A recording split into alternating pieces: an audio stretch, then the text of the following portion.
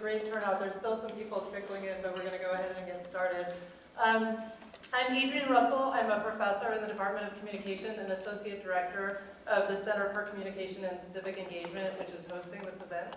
And just before we get started, I wanted to get a sense of who's in the audience. I think there's a big mix of people from on campus and in the community. So will you just, can we have a show of hands for people who are here that are journalists? Okay, great. And what about UW students or professors? Okay, and what about people working on climate for state or federal agencies? And what about just interested community members? Okay, great, so there's a perfect mix.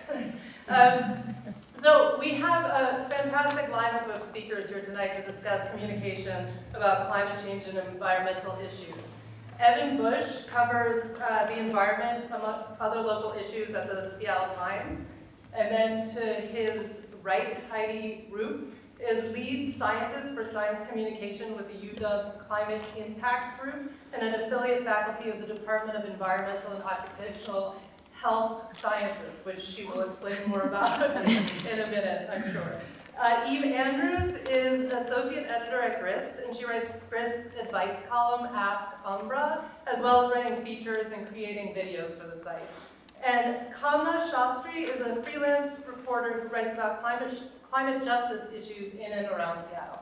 So welcome, everyone. And I just wanted to open up by asking each of you to introduce yourselves more in depth and talk a little bit about the work you do. So do you want to just go ahead and start? Sure.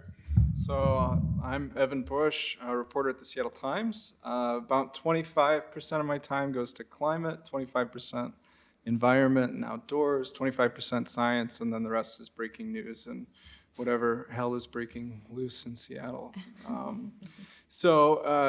Cover a diversity of things. My favorite stories are the longer ones where I get to go someplace and meet fabulous people and spend some time outdoors. I've been at the Times almost 7 years, but I've not been a reporter for all that time. It's been maybe 3.5 years as a reporter, and my first beat was marijuana legalization, so that was fun. Just going down the line. Great. Hi, my name is Heidi Roop. I am a research scientist at the Climate Impacts Group here at the University of Washington. I have a sort of dual roles and a split identity in my work. I'm a climate scientist by training, but now I focus really on how it is that we deliver climate science information to the people who need it so that they can use it to help prepare our communities for the changes we know we've set in motion as we've warmed the planet. So that takes on a variety of forms, including getting to interact with several of the folks up here to share what we do and how the Pacific Northwest is adapting to a changing climate through media. I also work with a lot of wonderful people in our state agencies to help understand what their climate change information needs are so that we can do the most relevant science that helps advance our region in addressing climate change. So at the heart of that is communicating about climate change in the Pacific Northwest, which is why I guess I'm here.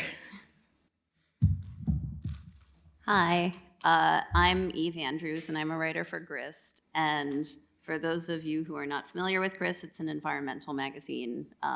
It's been in Seattle for about 20 years now. And I have been there for a little over 5 years. And in that time, my beat has covered reproductive rights. It's covered, I guess, just writing for videos in general. I also host videos for Grist.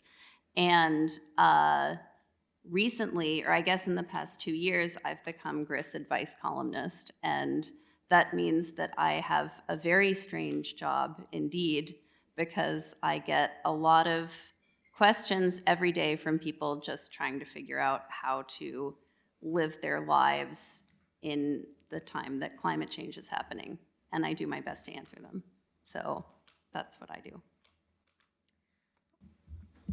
Hi everyone, my name is Kamna Shastri and I am a freelance journalist. I also call myself a community journalist because a lot of the work I do is based in the community, and I write for a lot of community publications and work with community radio as well.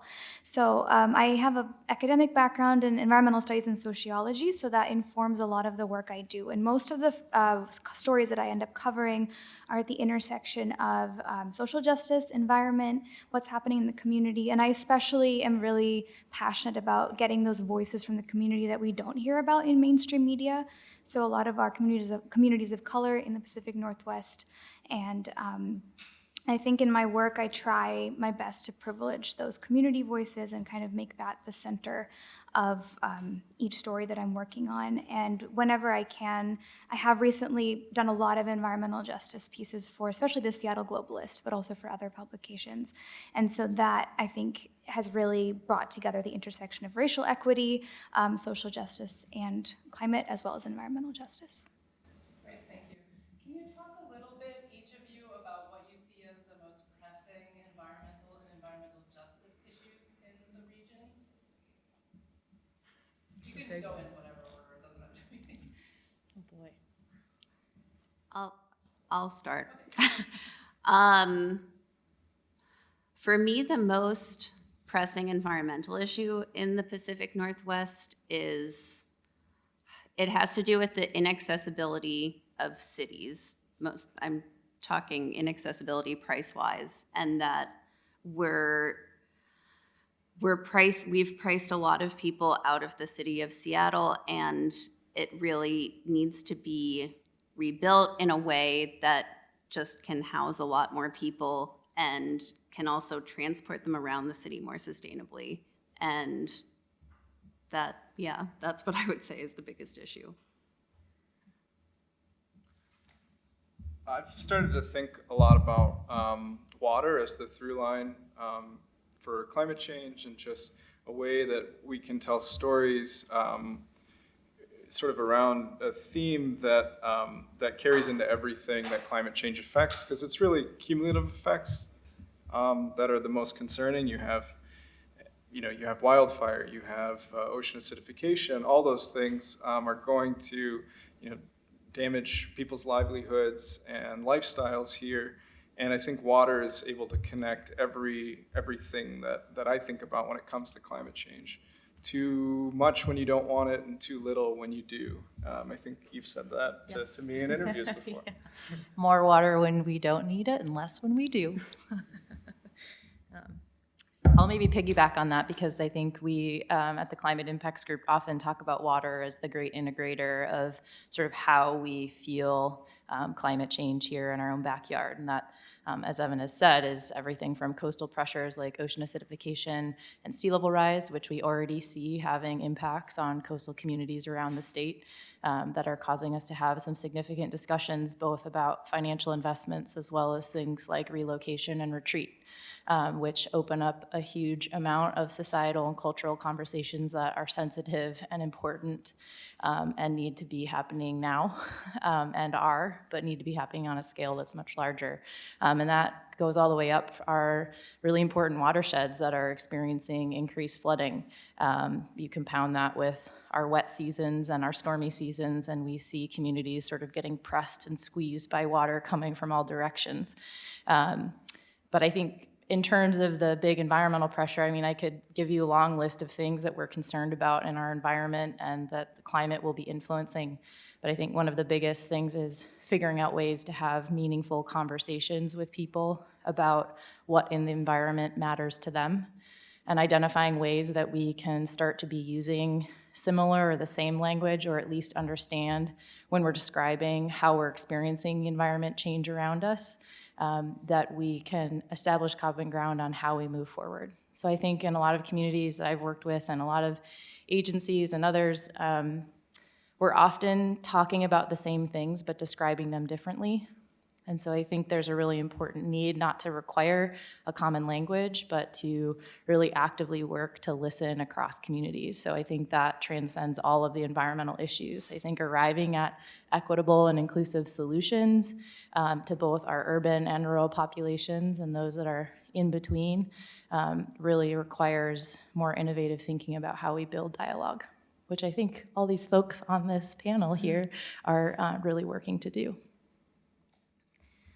I would agree with everything Heidi just said, and I think for me, it's hard. I was thinking about this question earlier today, and I was like, there's so many environmental challenges. But I think maybe the one I'll bring up, because it's maybe most aligned with what the work I get to do, is like thinking about who's going to be impacted the most. And it's always across the United States disproportionately, low-income communities of color that have been redlined, or I think in our area too, with the way people are being pushed out of their homes because of housing prices, and how do these climate impacts and things like pollution and those things are just going to get worse as our climate gets worse as well. And so who's getting impacted, and then who gets to decide the policies that help them? I think that some people might think of as a political or economic issue, but I think that is also an environmental one. And that's where this idea of getting equitable solutions that are really drawn from the communities that are affected, and then allowing them to put those solutions and implement them. Rather than just taking the idea and then having someone else come in and put the solution into practice. I think people in those communities have the tools, the knowledge, and the understanding to actually put that into practice. So I think that's at the intersection of all those, economic, environmental, and political issues right now. Can you maybe talk a little bit more about that, about how you make decisions? Each of you have slightly different audiences, right? So Heidi, you're working primarily with scientists and people who are making policy, right? And then different community members are tapped into by various publications. So can you talk a little bit more about how you make decisions about how to most effectively communicate issues or bring people together or involve the community in these stories? I'll take a stab. I think, again, sort of framing this very much around the teamwork that happens in my organization, we approach our communication through a strategic lens that's really about identifying who are our priority, what we call actors and audiences. So we see the sort of keys to building climate resilience in the Northwest as sort of having 4 important components or building blocks. One of them is knowledge. So that means that people have access to the knowledge that they need and that we're generating or helping to co-produce, generate together that knowledge, that climate knowledge or whatever that knowledge is. People with authority have the authority and things that they need in order to act. So those are people at the top of the chain who are making decisions. And I'm going to challenge myself here. We need capacity. So people have to have the capacity to adapt. That means, again, tools, resources, skills, staff, financial resources to do those things. Oh, and now I'm going to forget the 4th of the building blocks, which is really embarrassing because I helped come up with these. Point being that we think really strategically about where we are on those building blocks and who it is that we are reaching through specific means. So, and why, right? So you would communicate with someone who ultimately has authority in a very different way than someone who you're trying to identify what kind of research priorities there are within, say, an organization or across a region or a community. And so that's the sort of nitty-gritty strategic way we think about it, but that's not really how it unfolds in practice. I think often it's being responsive and reactive to requests that come in for information, some of which are really urgent and some of which are less urgent, but where we work to try to identify, say, a funding stream so that we can work to develop that collaboration or whatever it may be to address those needs. I think when we're particularly responsive, that is, again, to a lot of national, international, and regional requests we get from media that's occurring on all different scales. So in the context of this discussion, often the strategy is responding to sort of what's important in the news and thinking about how to frame our regional experiences and what matters here in the Northwest in the larger sort of national or international context. I would say my approach is extremely straightforward, which is just that whenever I'm trying to explain any kind of climate issue or any kind of climate-based decision, I just write about it as if I were writing to a friend, because I think that climate change is an extremely intimidating and nuanced and complicated issue, and so many people are just now trying to understand it, and I don't think that they should be antagonized for that or guilted for that. Thank you.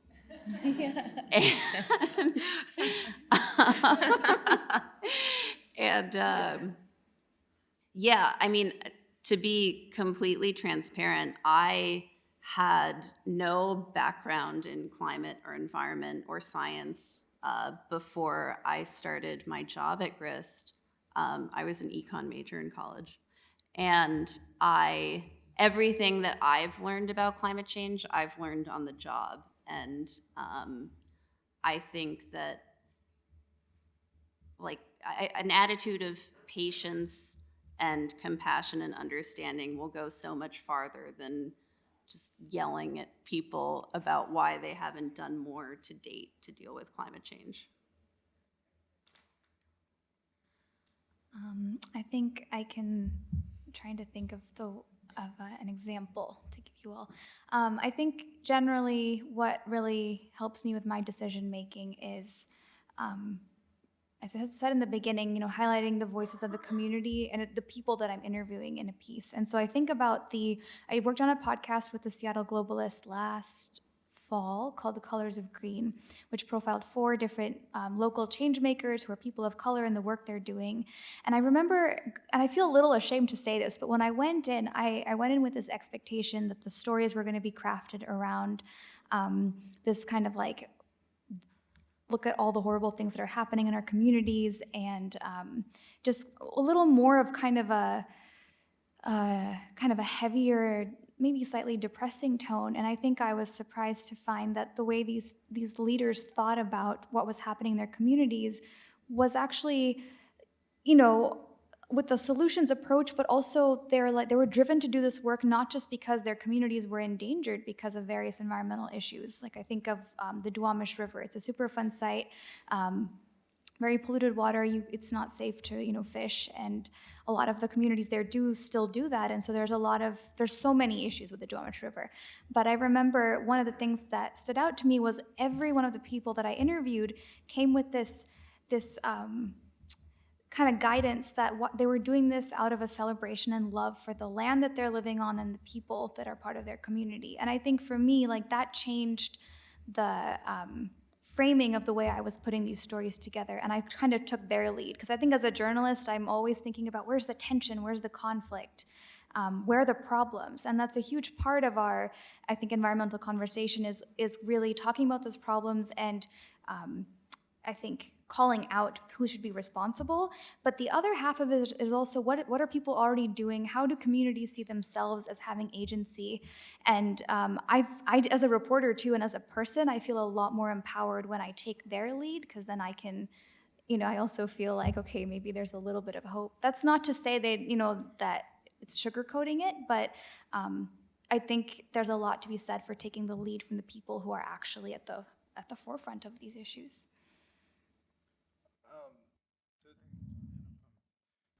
I think the stories that I'm always most proud of, I always go somewhere and meet people and have them just walk me through their lives and their livelihood and see how they interact with the environment, how they interact with the climate, and in the context of maybe it's their work, or I recently met with a guy who used to live in Tacoma and now he's farming on the east side, and I'm a West Sider now. I didn't grow up in Washington, but I don't know a lot of the issues on the east side. But spending a day with him, really got a sense for what his connection to the land was and the earth. And I think that was really important to be able to tell his story with empathy. And the second piece of the stories that I feel most proud of is just that they're complex and that they don't shy from the complexity of climate change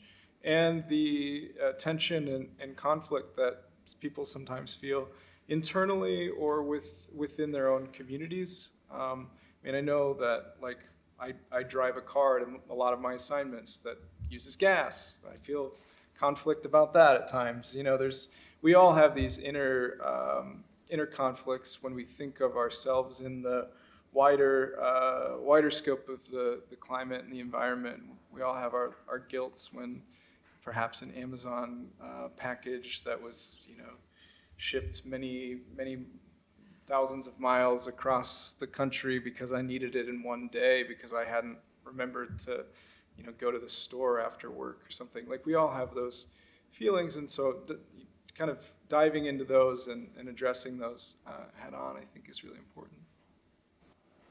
Can you all talk a little bit about the constraints that you face, so whether it's professional or budgetary or political, in you know, the coverage or the communicating that you do, and also talk a bit about what you would do if you had unlimited resources. So, you know, what would it take to overcome some of these constraints? So the Seattle Times, when I arrived 6.5 years ago, had 230 journalists. I think we've got about 140, but 10 of those positions I think are unfilled right now.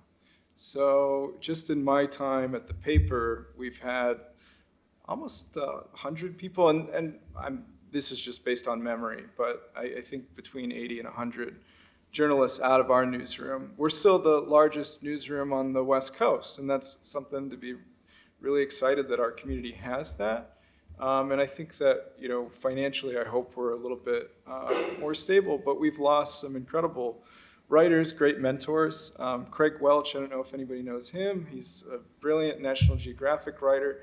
He was at the Seattle Times when I first got there, and it was really nice to be able to work with him and learn from him. And I wasn't reporting at that time, but we've, you know, I know that our newsroom has lost a lot of talented people and good mentors for younger journalists. I think that's true of Seattle media in general. I mean, Crosscut is doing really well, and that's really exciting. I love seeing that place is flourishing, but they're unique. I think that the media landscape is pretty dire right now, with multiple outlets shuttering or, I mean, basically shuttering, which is sad. And I mean, I think it's a credit to Seattle and freelancers in Seattle that we have as vibrant a media environment as we do. I also think, though, that institutions that are media institutions are important, and not necessarily, you know, one or over the other, but that we have sort of more robust, just more voices. And I think the voices that we often lose when we have layoffs and things like that are some of the more important voices. Younger people, you know, just the way that layoffs work, they're often reducing jobs from places where we miss really important voices. I think that everything that Evan said about the media landscape is correct. Grist is a nonprofit organization, and I actually think that right now in the media landscape, nonprofit organizations are in a safer position than for-profit organizations because we don't depend on ad revenue for financing. But at the same time, you're limited by similar constraints. You're limited by what grants you get and what donations you get. And I've been at Grist at times when funding and grants were slimmer and times when funding and grants were more secure. And I like the quality and the breadth of the work that we're able to do with that, to do with secure funding is just so far and away different than than what we can do with less. And if I had unrestrained resources or unconstrained resources, I would have a Grist writer in just every part of the country, because we're a national publication and we're relatively constrained in what we can cover based on where our writers are. And we're pretty distributed. There's a fair amount of us in Seattle. There's some in the Bay Area. There's some in New York. But even describing that, like, you can tell that's a huge limitation on stories already. And to the whole, like, terrible climate change catch-22, this is a kind of recent phenomenon for me, but I just feel hugely guilty whenever I fly anywhere to cover a story, like when we have money to send reporters out to travel. It feels really hypocritical, but that's how you cover stories outside of the radius in which you are.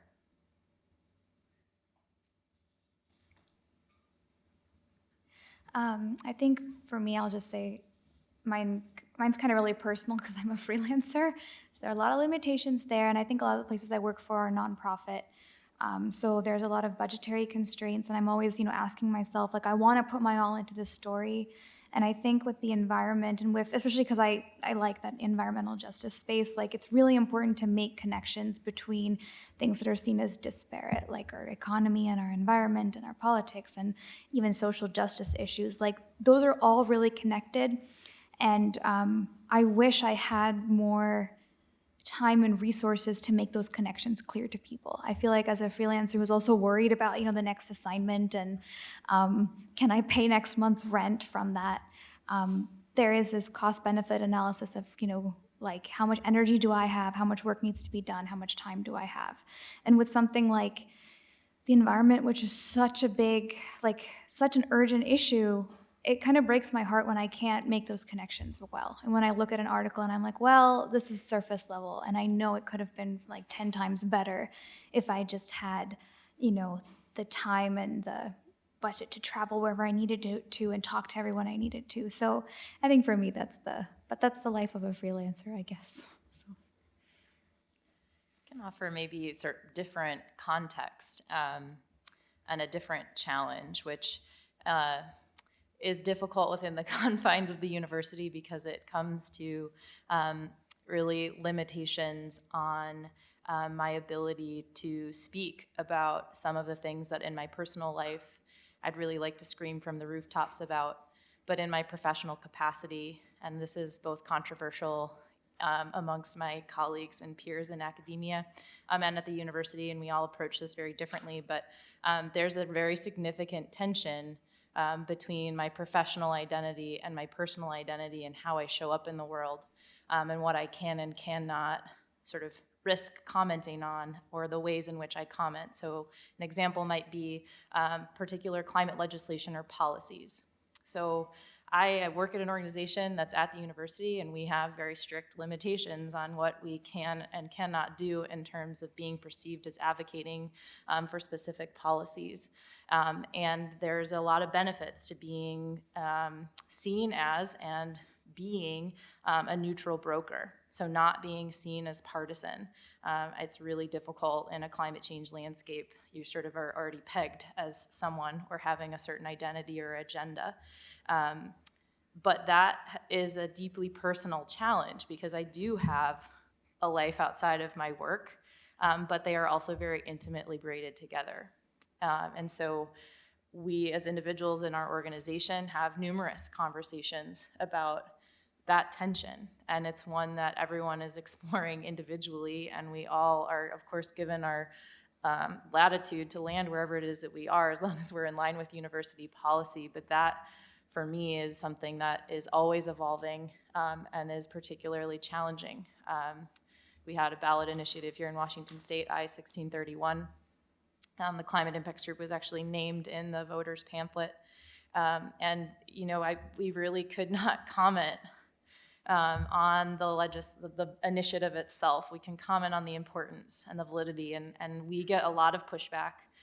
We get asked to comment on a variety of things, from legal cases to helping convince commissioners that something is good or not, a policy or some bill is going to be effective, and get a lot of negative pushback when we have to sort of respond in what can be a frustrating sort of university line, right? I'm probably breaking all sorts of rules right now, or making all sorts of people upset, but I think it's not unique to the Climate Impacts Group. It's certainly not unique to me, but I think it's a really important tension, because someone like Evan might call and ask for comment specifically on, say, greenhouse gas legislation in the state, and I can comment on certain elements, but I can't take a position. And so it's treading very lightly, and also being very careful, but also not being able to maybe say what it is I really want to say. And that can be difficult, and is an ever-moving target. So. Is that something that the rest of you face? I see you nodding. Yeah, you have your own journalistic integrity. You have to. Well, that whole thing, yeah. But also, because Grist is a 501c3 too, we can't advocate for any candidate, or we could get our status revoked.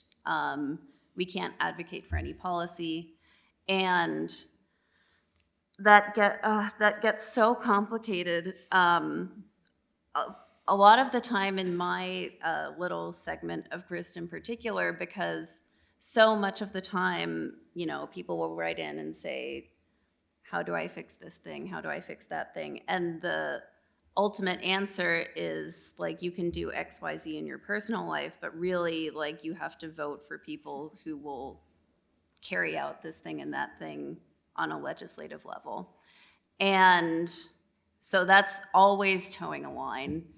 And at the same time, the politics, I'm also probably going to get in trouble right now, but the politics of climate change right now are just so buck wild. Like, there's just such a clear division.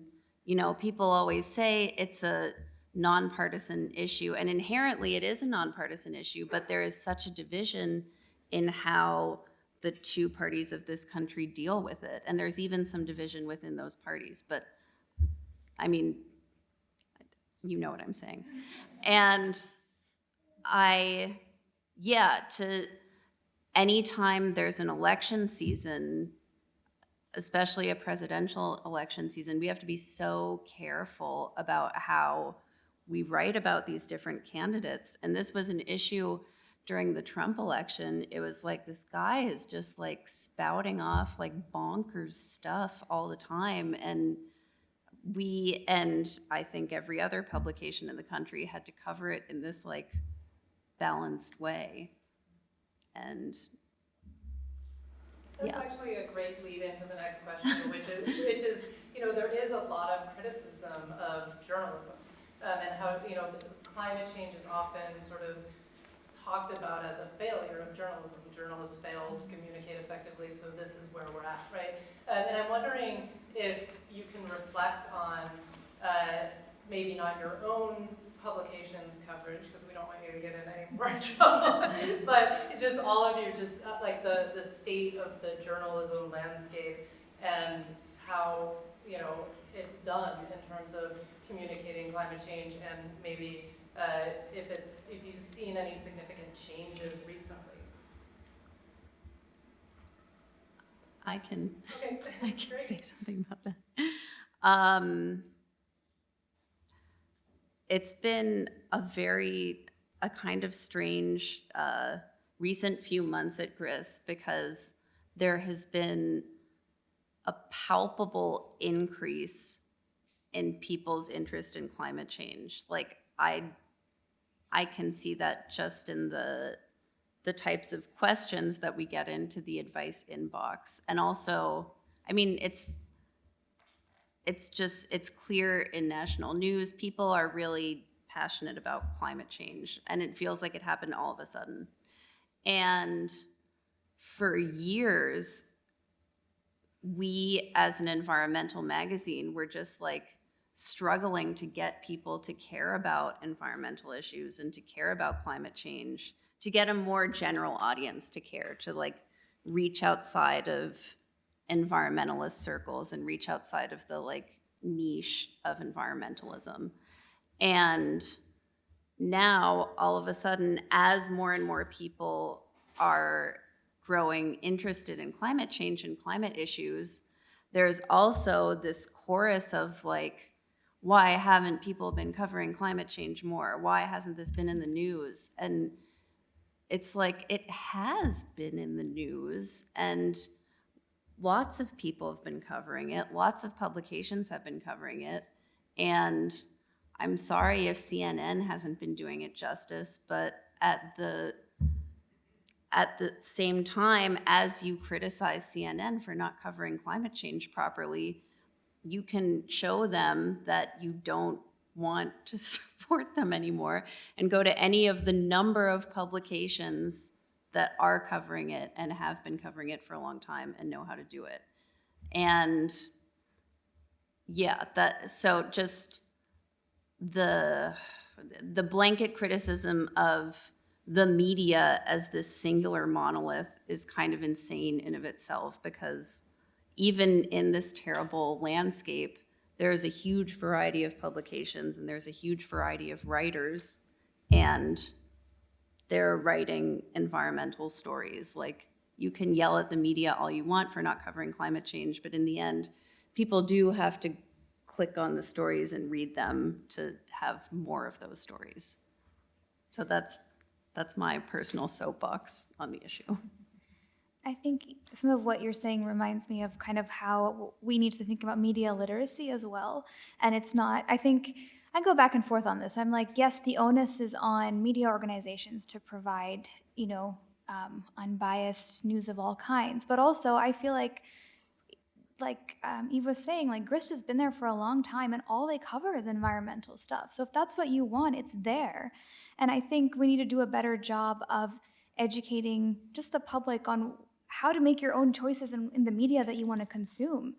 And then I guess, to go back to the original question, right, of the media landscape in general, yeah, I think that might change. I think I also wake up in the morning and I do this work, and yet I want to bury myself, in a pillow and just not come out of it, because it's so depressing. And I feel like with climate change too, it's always this doomsday story. And as if telling us that we are getting rid of so many species that everything's going to go extinct is going to rise us, into action. I don't know. I just want to bury into a hole when I hear that. So I think there's also some onus on thinking about what really compels people to do something and to feel inspired to take up arms in a way, I guess, for change. And I wonder if that media literacy point would start to help make that shift away from the few giant institutions that we look at as the media, and start to see, like, there are places that are, and Grist also does a great job of covering, like, the reality of what really sucks. And then also I think you have like a list of 50 leaders that are doing something. And seeing those things makes me feel like, okay, there's a narrative that counters that doomsday approach that I feel like I see in larger mainstream media. But that's just me. Thank you. I guess I see things as I really haven't seen. I guess I feel like journalists have failed in some senses, in that journalism hasn't led on the issue. Rarely does journalism lead on issues, though.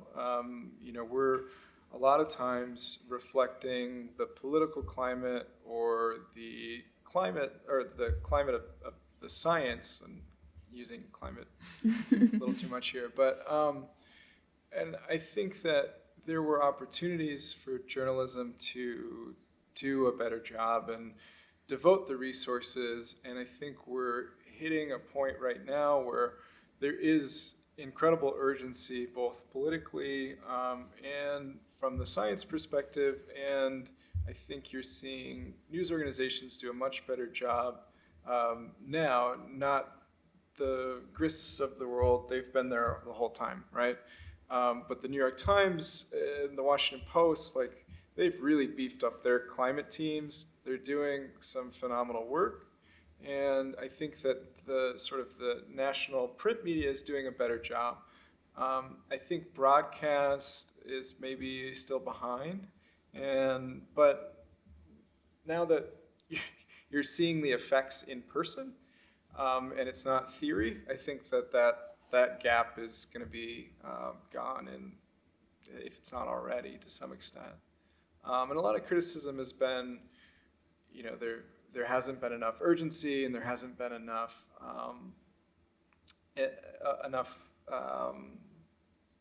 concern, maybe, and I think that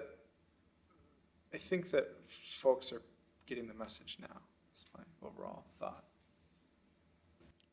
I don't mean this to be a criticism, but I think one of the things that is that I would like to see more of, and I think a lot about, and I increasingly see, is these stories of other voices that are experiencing climate change.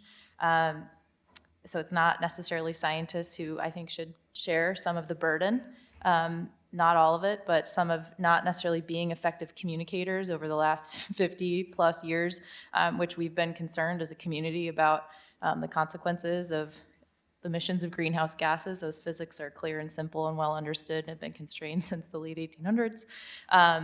So I think that some of that responsibility really falls to the scientific community for not necessarily being very effective communicators, or relying on a few solitary voices to represent what is a broad international community for which we have significant consensus amongst our community about both what we anticipate seeing in the future and what's causing those changes. But I think one of the things that's really needed is connecting the dots between people's lived experiences and climate change. So as a scientific community, we are increasing our ability to attribute single events to climate change, or to say how much more intense or severe a given event, say a hurricane, is as a consequence of both a warmer ocean and a warmer atmosphere. So we are getting better as a community, also saying some of this is climate change. We're seeing it, it's here and now, we're feeling it. But I also think there's a need to start really being explicit about saying this is maybe not this wildfire is climate change, but we expect more bigger fires as a consequence of a warming planet, and weaving in climate change into these sort of lived experiences. We know from recent polling that the thing that is changing people's perceptions or their concerns about climate change is their lived experiences, their personal observations and direct experience with an extreme weather event, and seeing it happening to peers and families. So if we start talking about those risks as reoccurring risks, or ones that are intensifying, I think we're going to start to gain more traction in the space of people feeling personally connected and having agency and coming up with place-specific solutions that help us not incur as much dire destruction and health impacts, et cetera, from these climate events. So I think that is a space where we need to do more work, and where scientists also are doing more science, but also could maybe step a little bit out of our comfort zone, and at least be clearer about how these events that we're experiencing now are really kind of postcards from the future. To add, No, please. Yeah, just to add a little bit to that, I mean, I think that the Banner climate reports last year were extremely clear and hedged not one bit, as previous had, to some extent. And I think that scientists are increasingly coalescing around messages that I think have more potential to resonate and are perhaps speaking clear. Another thing that I would add is journalists are famously bad at sort of assessing probabilities or uncertainties, and perhaps communicating those. And I think that also journalists have often engaged in bad faith arguments when they're maybe on deadline and trying to fill out a story if they're not sort of steeped in that. And I think when you're seeing how clear the IPCC report is, there's no reason to engage in bad faith arguments. There never was, but I think that there's I think that there's less. I think it's a lot easier now, from that perspective.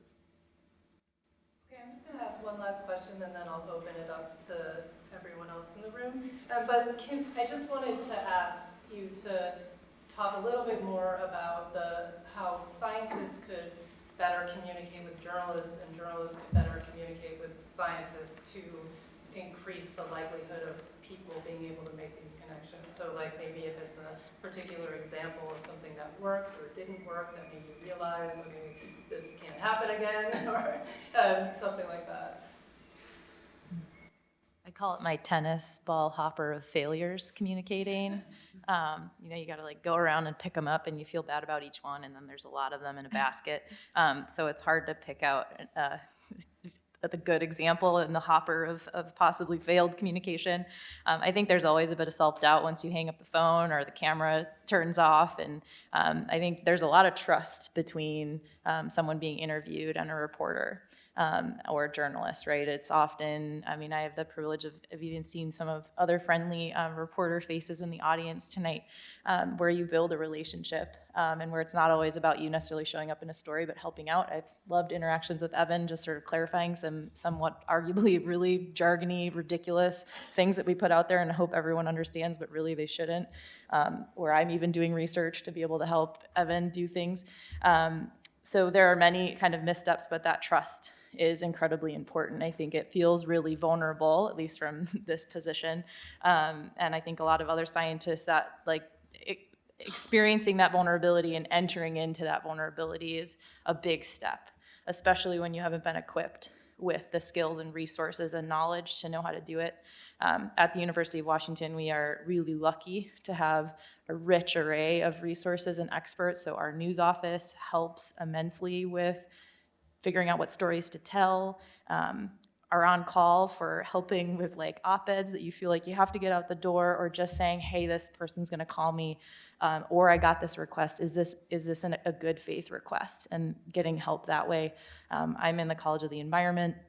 We have science communication training that we do. We also have a ton of support from our director of marketing communications, again, just sort of in that space of vulnerability, like how do you enter that space, helping out with requests that you get when they come in fast and you gotta respond, just there's a team. And so I seek a lot of comfort in that team, and I also haven't had a bad experience yet. So I think on the sort of media literacy piece, there is a lot of work that we need to do with the scientific community in understanding how to interact with journalists and what their jobs are and what their responsibilities are and what your role is in participating in a story. We are not editors. We don't get editorial privilege, right? They are experts in their own right. They have their own standards against which they're held accountable. So I think there is a mismatch, and that is part of the distrust. And so I've been really lucky to both have access to training throughout my career, have a support net that I feel like I have at the university, and also having really positive interactions with a range of reporters, both here in the region and internationally. I guess in certain interactions, I've perceived a lack of trust between journalists and scientists, and I think that one instance recently sort of highlighted this for me.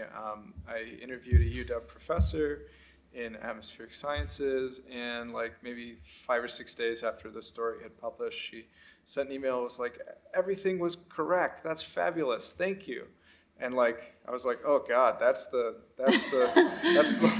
bar.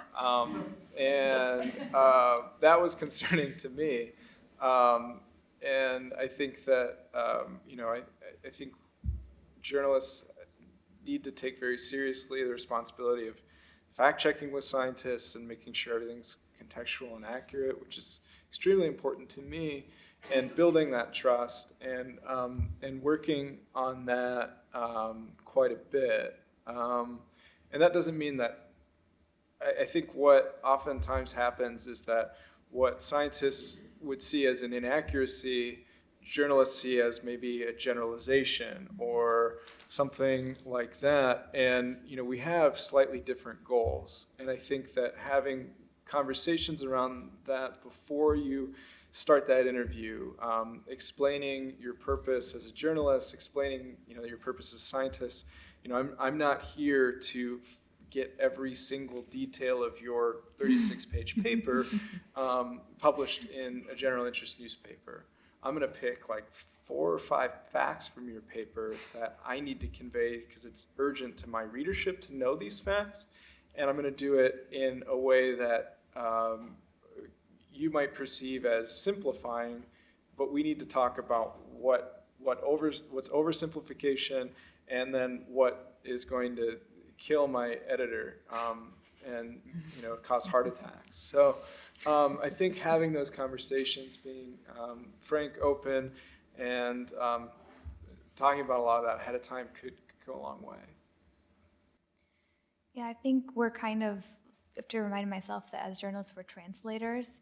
And I there's so many times where I'm with an editor and they're like, yeah, you're saying this in too many words, let's simplify it. And I'm like, yeah, but it's gonna make it seem like this whole issue is simplified. But I don't know. I feel like just like anything, when you translate, some things are not always going to be exactly the same as they were in that original kind of language. But I think one cool thing journalists have is the power to take what the public is saying and what people are saying and kind of provide that to scientists and kind of be a back and forth. Because I think not so much to provide pushback to what scientists are saying, but like science, to me, it's like, what's the point unless it's put in the context of people in our world and the way it interacts with our communities. I like that word a lot. But, and I think in a way the journalist has this viewpoint of people that maybe scientists don't always get to get. And that might be something that we could use to help bridge those gaps between scientists and journalists and the public. But I don't know. I don't know how often that's always on our minds. I'm thinking for myself, like how often is that on my mind and how much is it just, I need to get this information to the people in the most distilled way possible. But it can go the opposite way as well. I think the translator analogy is super apt, and that in any journalist scientist interview, that both sides have to give up a little bit of ego, for lack of a better term, because I think that the journalism side wants to make sure that the study is as interesting and I don't want to use the term sexy because I know that's thrown around a lot, but interesting and exciting as possible. And the scientist is like, to hold up, that's like, we need to include all 36 pages of details. And both sides have to give up a little bit of that to arrive at the most accurate translation of something that's really not meant for the general public to something that is useful to the general public. One last thing I'll add is I have a lot of politicians, policy people who will call, and I don't have as many scientists call, just to say like, hey, here's what I've been working on and it's really interesting. And I'd love if that were more, if it was happening more often, so. Okay, thanks so much. So we're ready to open it up to questions from all of you.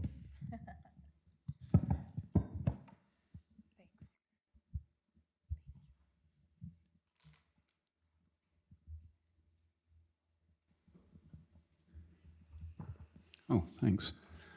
So coming from Europe, I'm amazed at how challenging it is for climate scientists, people working around these issues because of the environment, which in a lot of, we've got loads of other problems like in the UK at the moment, but climate change, a debate about climate change between the main parties isn't one of them. I wanted to ask the panel if there are any new narratives that they've seen that can create kind of cross-party consensus around climate change.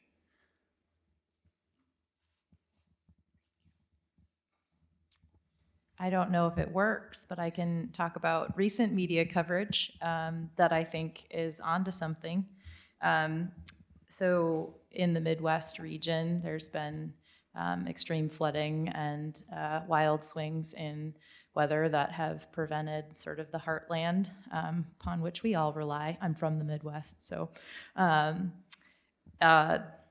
seeds are not getting planted in much of the upper and lower Midwest region, and typically we think of these regions as being more conservative, maybe more critical or skeptical of climate change science. And the reporting and the conversation there is really about reducing risk. So it's about reducing risk to life and property and the economic burden of these things. So I think in some ways, this sort of comes back full circle to my first comment, which is that maybe we're not using the same words and that's okay, but we need to establish some way of understanding what we mean when we're talking with one another, or importantly, listening to other voices. And I think the climate change framing is important, but I think there are other ways to have these conversations that reach across the aisle. And I see a lot of those examples where there's sort of proactive resilience and adaptation happening that's getting covered in national news. New York Times is covering these stories and others. And they're bringing in those voices. And actually, I was just in, where was I?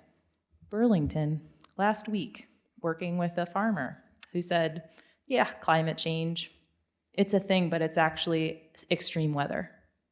And I thought, you know what? Yeah, sure. Let's start there. And we'll talk about extremes in precipitation, extremes in heat, greater frequency of drought. So that was I think those pieces are moving into the national narrative, into scientist narratives, and I think we're becoming increasingly comfortable with having conversations start at different places, and maybe not being led by the sort of the polarized climate change piece. But I also have issues with that. Again, it's sort of like, let's call a spade a spade. But if it's going to move conversations forward, I think that's far more important in establishing common ground and understanding. So I think there is a shift. The other thing that's unresolved, and I think this is a really cool research question, and I'm sure some of my colleagues are doing this, but there's an active conversation about whether we should be using climate crisis as a narrative frame. There's pieces today in the media about adopting that as the framing. And I think there's a really interesting question to be asked about, again, does that make you want to put a pillow over your head and stay in bed? Or does it inspire you to act? And I think that there are going to be people that fall on both sides of that spectrum. And so I think it's also thinking about who should embrace and adopt that language. Should everyone, and should, say, all of our government agencies be using that language? I have an ill-formed opinion, so I won't share it, but I think that these are really important questions because language matters. We've seen a huge amount of confusion between global warming and climate change, and now they have their different definitions, but in the public sphere, they don't. So I think that language and piece really matters, and I think we're shifting to other things, and maybe climate change isn't the heart of the story. I think one language that I've seen used really successfully on both sides of the aisle is the language of money. The New York Times headline when I think it was the U.S. Global Change report came out was like, the economy could lose 10%. And it was like, this document says like hundreds of thousands of people are going to die, and like, that's the headline? And I was sort of like, questioning the Times news judgment on that, and then I was like, oh, well, this is reaching a different audience, and this is actually what a certain portion of the country might need to hear. If you look at like how the Wall Street Journal covers climate change, there's often like economic opportunity that climate change presents, which is perhaps could be viewed as cynical, but that's an avenue to connect with people. I'm working on a story that I won't go too much into, but it's pretty much capitalism and water, and I think that that people who I interact with, particularly on the east side in agriculture, there's quite a bit of conversation about climate, weather-related things that is around money and yields and things like that, looking at the UW's climate model projections, but maybe not talking about it in the same terms. The other thing is, I think, just you can see what certain portions of the country are preparing for or planning for, because infrastructure projects take so long. And so a lot of times people might not be talking that they're planning for climate change, but they are.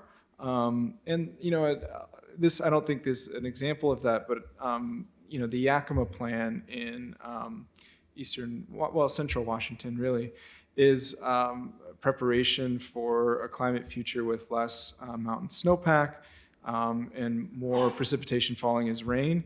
That was a bipartisan project. Maria Cantwell, you know, did a lot of work to get that through the public lands bill. And one of her main allies was Dan Newhouse, who is, you know, a Republican from Sunnyside. And I think that there's a lot of bipartisan conversation happening. It's not often what gets covered. And I think that I mean, I'd certainly like to do more of that coverage. And I know a lot of other folks would as well. I was just in the Midwest and was talking to a colleague and, you know, just sort of being on my high horse about the Pacific Northwest and all the great things that are happening about climate adaptation, how we have such a great breadth and depth of nonprofit and government agencies doing all this great work in climate, all these hope stories. And I was like, what about the Midwest? And she's like, we've been doing that for decades. And A, we're modest, and B, like, why talk about it if you've got work to do? And I was like, well then, radio.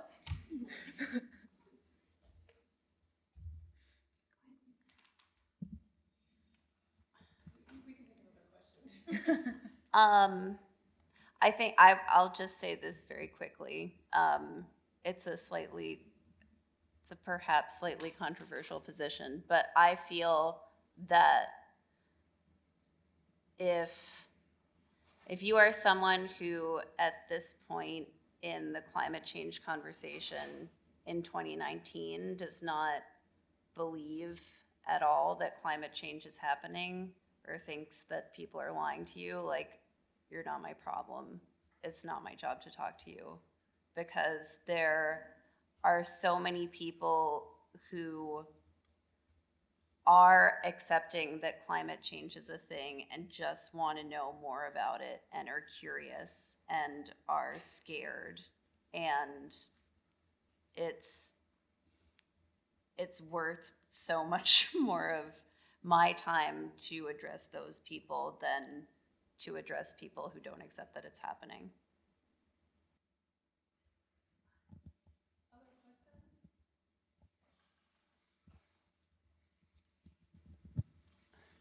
I have a question about how articles are written for the journalists. I'm a scientist, but I was a cover reporter for the UCLA Daily Bruin many years ago. And we were told to put who, what, where, when in the first paragraph and write the story in a way that anyone could stop reading it at any time and get the gist of what's going on. And what I read today are stories that insist on being human interest no matter what. And you go on for paragraph after paragraph on some person who is at the crux of some problem without ever getting to what it's all about. I read a story today in the Seattle Times, not having to do with the environment, but about the dairy industry, which is collapsing in Wisconsin. Half the dairies have gone out of business. And it went on and on about how tough dairying is in Wisconsin. And I still couldn't figure out why there's a glut of milk in the world, what policies have led to that. It was really opaque as to what actually was going on. So I'm thinking that if you want to provide reasons to people about what's happening, it's got to be built into the story a bit higher than you often find it. Is that a fair statement or not?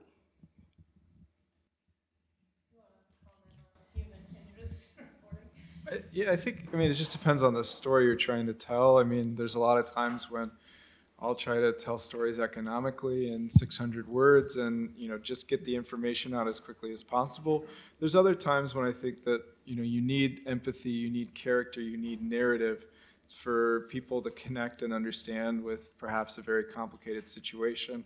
Many times those are climate stories. And to get into some larger issues.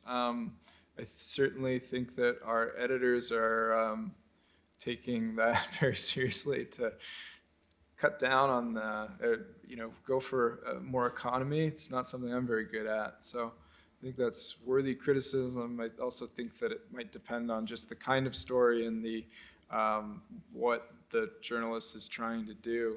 There's value to both approaches, and there's value to choosing the story situationally, how you tell it. I guess I do a lot of human interest stories, so I can kind of tell you a little about like the process I try to follow. And I am generally told by editors, and also, that's kind of a rule of thumb, is the nut graph in the beginning. You want to give all the basic information. Sometimes I feel, though, that is, I always feel like, I want people to care enough to learn about this person, and then towards the end, I often put a lot of my chunky analysis more towards the middle and the end. Which kind of, I don't know, I go back and forth on, does that mean that should we expect readers to take the time to read a whole article through if they're that interested? Because sometimes I think you can't tell the whole complexity, you can't connect all the dots in that first paragraph. But as a rule of thumb, you do want people to know what they're going to get when they read that article. So I think if they're not getting that in the first paragraph or two, there's maybe something to work on. But it's always a balance, I agree. It's like, what do you want people to get out of that particular story?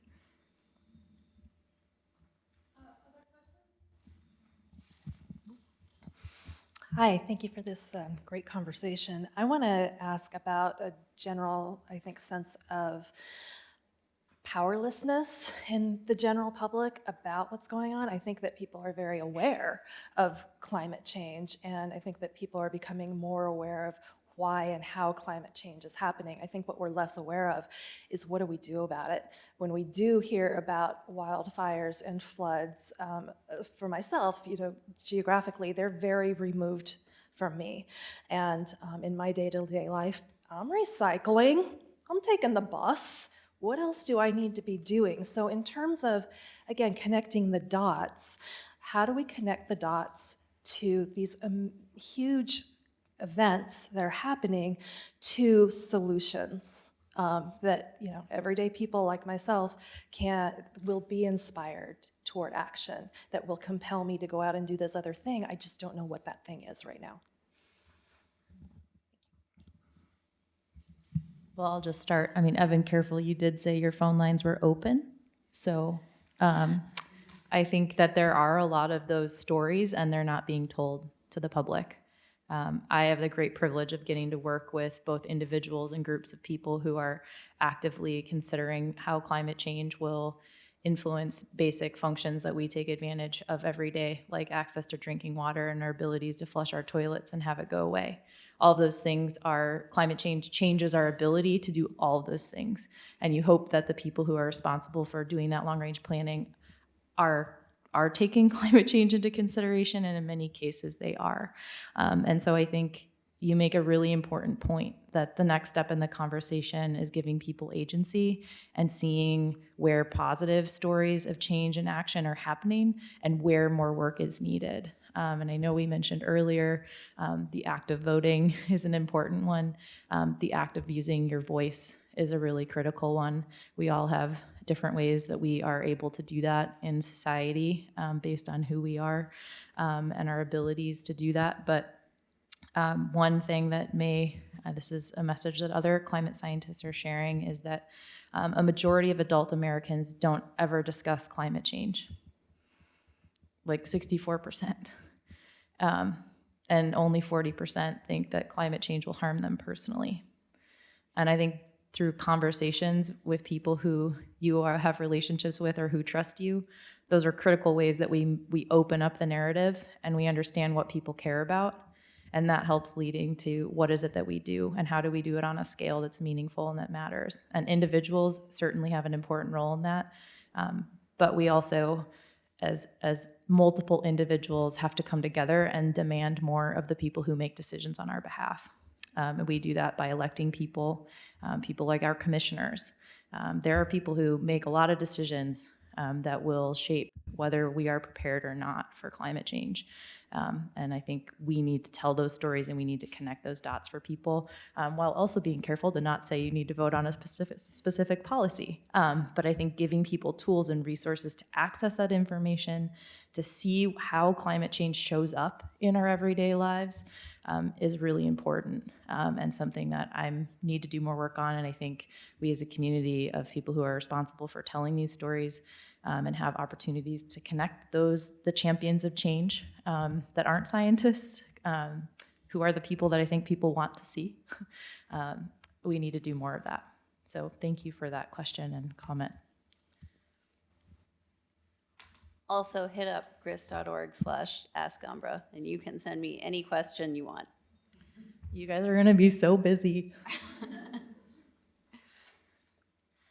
I did want to, this might be kind of a weird way to answer the question of what can you do, but one thing I've learned is to, especially from the people that I've interviewed who come from a lot of non-Western lenses and worldviews, are push the boundaries of what we think of as environmentalism. I think we think of environmentalism and aligning ourselves with this environmental ethic in a specific way, and that's great. I mean, I feel bad when I don't recycle and compost, so like, I'm not saying that those aren't things that are valuable, but there are other ways of connecting back to our ethic and our connection to nature around us. And I bet a lot of us, like I've done a lot of reflecting recently about what cultural things did I grow up with, and did I hear from parents, grandparents, and family from where my family's from, and how can I use that as a way to create a support for me to feel empowered and build on that, and remember that instead of feeling powerless, so this is just a small step. It's not like a big, fix, but it's the point of how do you start getting that sense of power within yourself. And I think all of our cultures, all of our identities have that in them. Every culture has a connection to nature and land and an environmental ethic. And I think that's the biggest thing I've learned from my reporting, and there's strength in that. I think it just takes some reflection, maybe digging if we don't know what those things are anymore. So it's kind of, just a way to start, like that first seed, I think.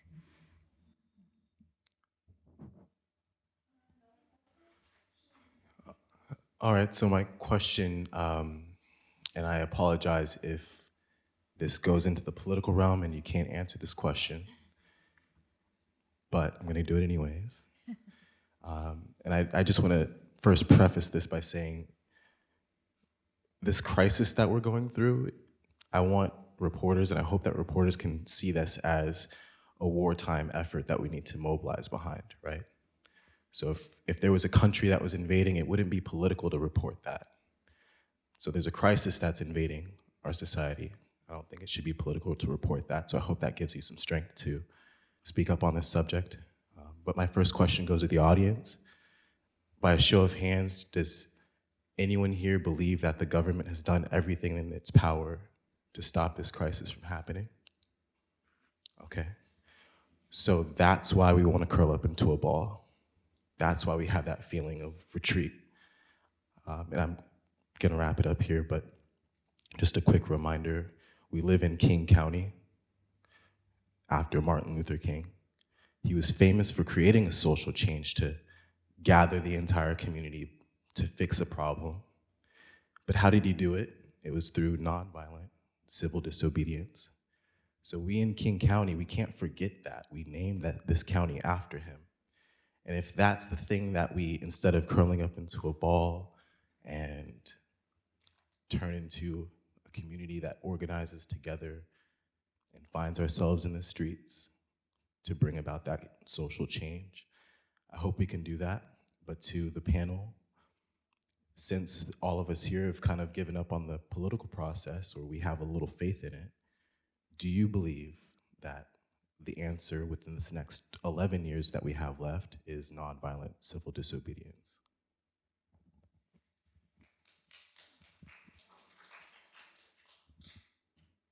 That's a great reminder. I don't know if that's a question that, I don't know if everybody can answer that on video, but if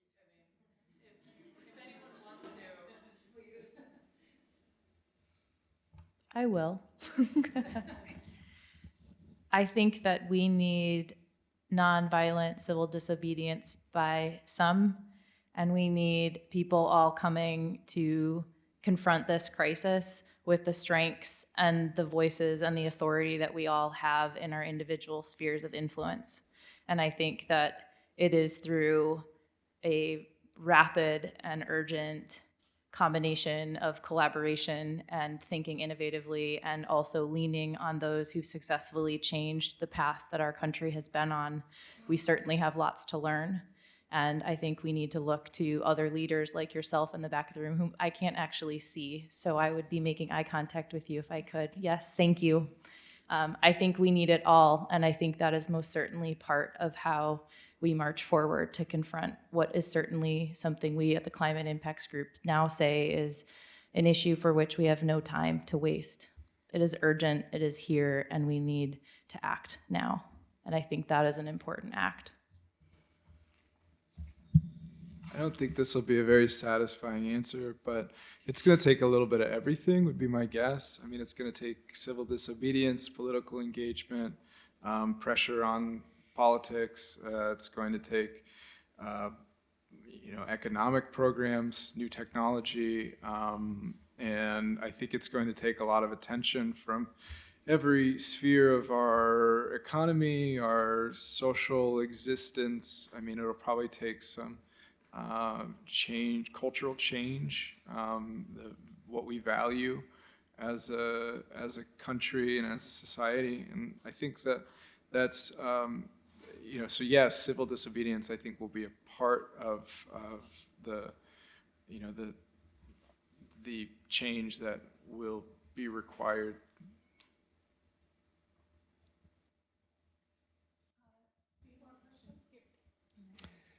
First of all, thanks again for coordinating this, and to the panel members, I'm really learning a lot from you.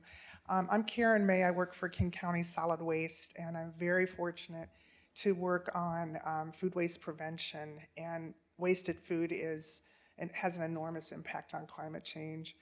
And my question to the panel is, I'm kind of going under the assumption, and this is where I can actually help the most. I'm hoping I'll hear the right answer from you, or the one that's going to support me most.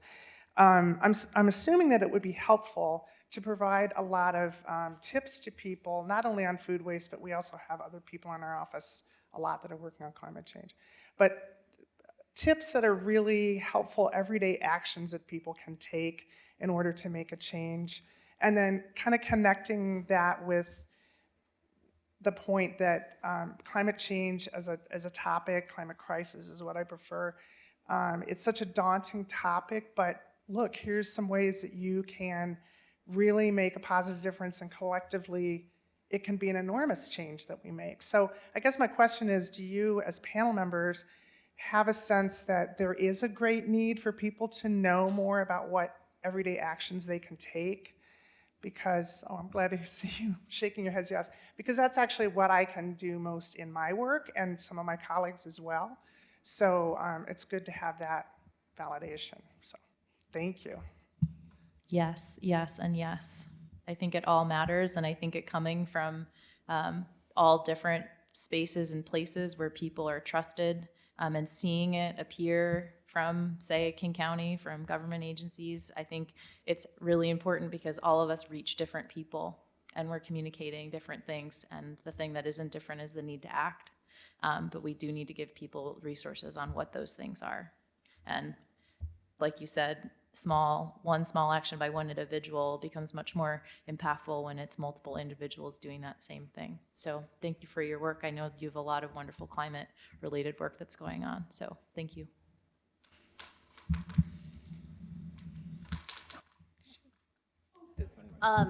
Just one quick thing I would add to that is that in my work, whenever I'm trying to advise people on the small daily things they can do and the tips they can do, I always emphasize that a lot of the time when you start to undertake those daily changes in your life, you'll realize all the systemic obstacles to doing them easily, and that motivates people to, again, vote.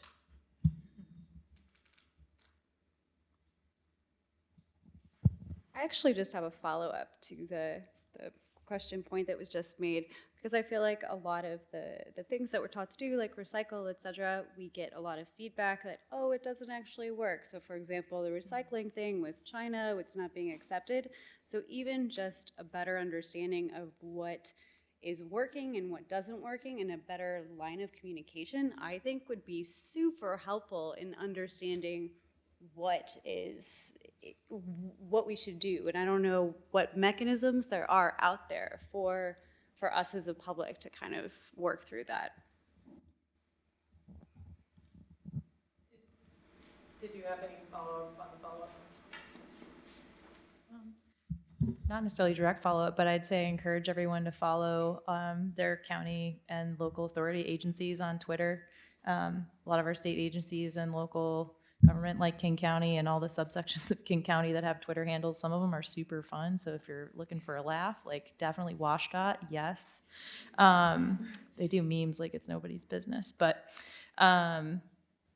I think those are great places where increasingly the very skilled communicators that are embedded in these agencies are communicating, and they're sharing that information, and they're contextualizing it in the impact that the actions right here in your local community are having.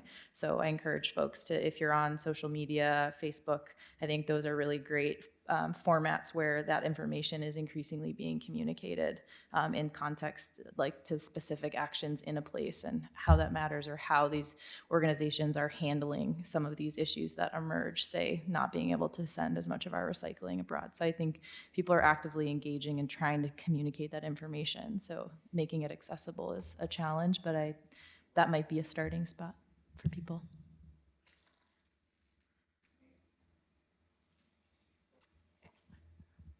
Hi, my name is Sammy. I'm the science editor at the daily UW student newspaper. Follow us. This is like a very journalism-specific question, but something that I've really focused on the past couple months is putting like more of my writer's voice into their pieces, because I've found that people, at least in my age demographic, pay more attention to the science pieces if they have voice. But there's definitely like a line where I have to cut out opinion. And I'm just wondering if you could talk more about how you deal with like integrating writer's voice in pieces, but also like keeping hard facts, because it's hard.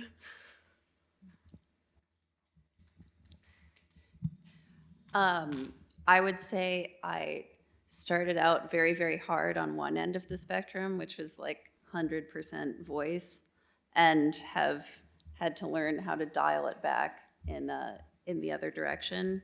But I do agree that, especially, I mean, it's basically another version of the thing I said at the beginning of the panel, which is if you're trying to engage someone in a story, then just talk to them as if they were a friend. That's honest. That's a lot of how I write, a lot of what I do. I think I really feel you in that, because I'm always struggling. I'm like, I wanna put this slightly opinionated thing in here. But I think one way I've learned to balance it is bring your writer's voice in the spaces where you can maybe analyze and draw connections and bring your voice there. And also, in the slightly more creative way, in the space where you're setting up a scene. Like those, in a way, like when you set up a scene, you can set it up in a way to make people feel something. So that's, I think, kind of how I've tried to balance it out. So I'm not bringing in my opinions. I'm still sticking to the facts, but I'm bringing in that voice and maybe my own, like what I believe in, into those moments where I'm not inserting what I actually think, but I can bring my passion into boosting that scene or that moment. And then I also like to think, like, if you keep in mind that this issue matters to you, or why you care about covering this, I like to think it'll just come through. But that's just me hoping. I think for me, I grew up in a sort of a traditional journalism atmosphere, and I've learned to care a lot more about fairness and having conversations with a wide range of people than just like straight objectivity. That doesn't mean that, it doesn't mean that you can, throw opinion into your news stories.